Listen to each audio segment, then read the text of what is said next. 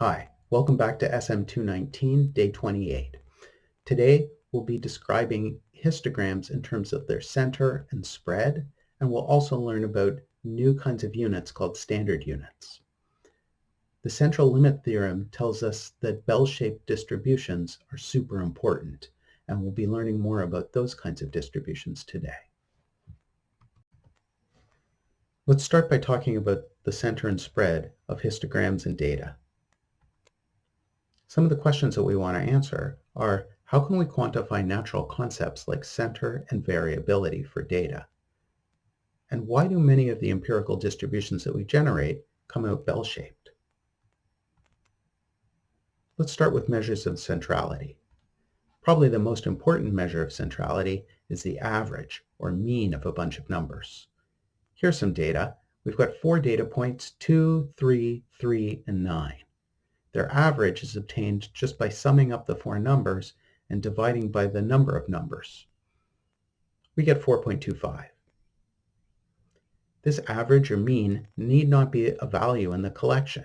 4.25 is not in the collection 2, 3, 3, or 9. It doesn't need to be an integer, even if the data are integers. The mean is somewhere between the minimum and the maximum of the numbers in the data set, but it's not necessarily halfway in between. Because we're summing the numbers and dividing by the number of numbers, the units don't change. So if these numbers are measured in weeks, so is the average. The average can be interpreted as a smoothing operator. It collects all the contributions, all the numbers, in one big pot and then splits them evenly amongst the number of pots that are available. Let's look at this discussion question. Here, on the left and the right, we see 2 different pictures of histograms. Are the medians of these 2 distributions the same or different? Are the means the same or different? If you say different, then say which one is bigger. Pause the video for a moment, think on the problem, and then continue when you think you have the answer. The mean and the median of the symmetric distribution on the left are equal. When we pull the rightmost bar in the left histogram to the right, it moves the mean, but it doesn't move the median. The mean and median in the left histogram are the same. In the right histogram, the mean is larger than the median. Therefore, the 2 histograms have the same medians, but the mean on the right is larger than the mean on the left. Let's consider this discussion question. Which is bigger, the mean or the median?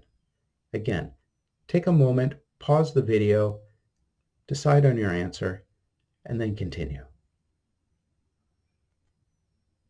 Here we see a right-skewed distribution.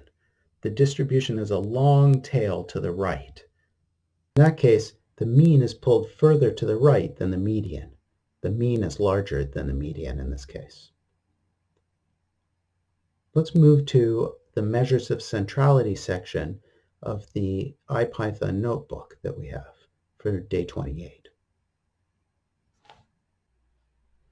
Let's look at the Day 28 lecture demo. First, we'll run this cell to import data science and a few other packages.